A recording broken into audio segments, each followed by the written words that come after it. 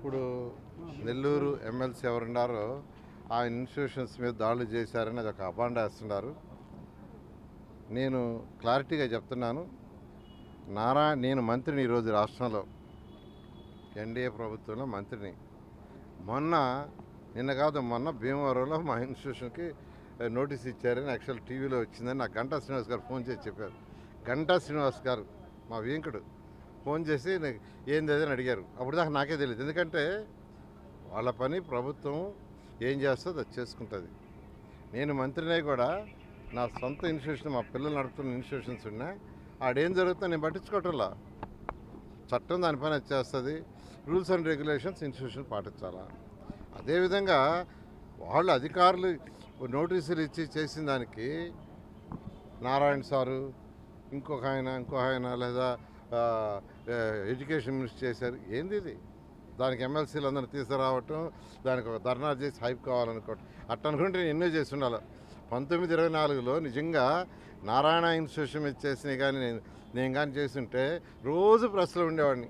రోజు ఎవ్రీడే ప్రెస్లో ఉండేవాడిని. ప్రతిరోజు ఇన్స్టిట్యూషన్ మీద చేసిన గందరగోళాలకి, ఇచ్చిన నోటీసులకి, వాటికి ప్రతిరోజు నేను ప్రెస్లో ఉండాలా. కానీ ఇన్స్టిట్యూషన్స్ దానిపైన చేసుకుంటాయి. అదేవిధంగా ప్రభుత్వం ఏదైనా చేయాల్సి ఉంటే చేస్తారు. దాన్ని హైప్ చేసుకోవటానికి, సొంతగా ఏదో పైకి పోవటానికి బ్రహ్మాండంగా చూడు నన్ను చేస్తారని చేసుకుంటే ప్రజలు నవ్వుతారు. ఇది నేను చెప్తున్నాను కదా.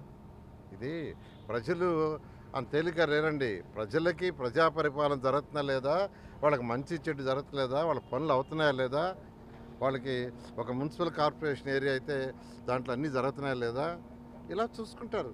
దాని మీద కాన్సన్ట్రేషన్ చేయాలి. కానీ అసలు నాకు తెలియదు. నిజం చెప్తున్నాను. నేను నెల్లూరు సిటీ ఎమ్మెల్యే అయినా ఇక్కడ జరిగింది నాకు తెలియదు. అది ఎందుకంటే వాళ్ళు చేసే పని వాళ్ళు చేసుకుంటారు. మొన్న సాయంకాలమే నారాయణ ఇన్స్టిట్యూషన్స్ భీమవరం వాళ్ళకి నోటీస్ ఏదో ఇచ్చారని గంటా శ్రీనివాస్ గారు ఆ రోజు నైట్ ఫోన్ చేసి చెప్పాడు నాకు. ఏంది నోటీసులు ఇచ్చారంట, అది యాక్షన్ అంట అంటే నాకు తెలియదా, నేను కనుక్కుంటానన్నా. కనుక్కోలే నేను. ఎందుకంటే ఏదన్నా ఉంటే వాళ్ళు నోటీస్ ఇస్తారు, వీళ్ళు కరెక్ట్ చేసుకుంటారు, ముందుకు పోతారు. అదేవిధంగా ఏదైనా ఇన్స్టిట్యూషన్స్ మీద ఎవ్వరు ఈ ప్రభుత్వం అయితే గడిచి ప్రభుత్వం కాదు. ముఖ్యమంత్రి గారు చాలా క్లారిటీ ఇచ్చారు. ప్రశాంతంగా రాష్ట్రం ఉండాలి, ప్రశాంతంగా జిల్లాలు ఉండాలి, ప్రజలందరూ హ్యాపీగా ఉండాలి. అయితే చట్టంలో తప్పు చేసిన వాళ్ళు ఎవరిని క్షమించేది ఉండదు. కాబట్టి ఇది ఆయన సొంతగా హైప్ చేసుకోవడానికి ఎమ్మెల్సీని తీసుకొచ్చి గందరగోళం చేసుకుంటే ప్రజలన్నీ చూస్తున్నారు. Thank you. ఇన్స్టిట్యూషన్ అయినా ఎక్కడైనా రూల్స్ అండ్ రెగ్యులేషన్స్ పాటించుకుంటే పిల్లలు ఇబ్బంది పడతారని తెలిసిందే. 2019-24లో శ్రీధర్ రెడ్డి వచ్చి మా క్యాంపస్లో కూర్చున్నాడు. ఈరోజు మీతో మాట్లాడుతున్నా. నేను నోరెత్తి కూడా మాట్లాడాల. ఇప్పుడు ఎమ్మెల్యే శ్రీధర్ రెడ్డి గారు, ఎన్డీఏ దాంట్లో ఉండే శ్రీధర్ రెడ్డి గారు నారాయణ ఇన్స్టిట్యూషన్ ఒక ఇన్స్టిట్యూషన్లో ఆయన కూర్చున్నాడు. నేను నోరు ఎత్తలా. ఎందుకంటే డిఈఓని ఎంఈఓని పిలిచాడు, రూల్స్ రెగ్యులేషన్స్ అన్ని చూడమన్నారు, చూశారు, వదిలేశారు. నేను నోరు కూడా ఎత్తలే అసలు. ఈరోజు మాట్లాడుతున్నా. ఆ రోజు నోరు కూడా ఎత్తలే. నేను ఆ రోజు హెల్ప్ చేయాలైతే సీఎం గారికి చెప్పి సీఎం ద్వారానే అందరినీ తీసుకొచ్చి ఎమ్మెల్యేలు అందరినీ రచ్చేసి ఉండొచ్చు. కాబట్టి ఏదైతే ఇన్స్టిట్యూషన్స్ నడుపుకుంటున్నారో, వ్యాపారాలు చేసుకుంటున్నారో, వాళ్ళ వ్యాపారాలు వాళ్ళ ఇన్స్టిట్యూషన్ వాళ్ళు చేసుకోవటం ఈ ప్రభుత్వం ఎవ్వరి మీద గ్రెడ్జి తీసుకోదు. ఈరోజు నెల్లూరులో చూస్తున్నారు. ఏ వ్యాపారస్తుని మేము ఇబ్బంది పెట్టాలా, వాళ్ళు ఏ పార్టీ అయినా ఇబ్బంది పెట్టాల.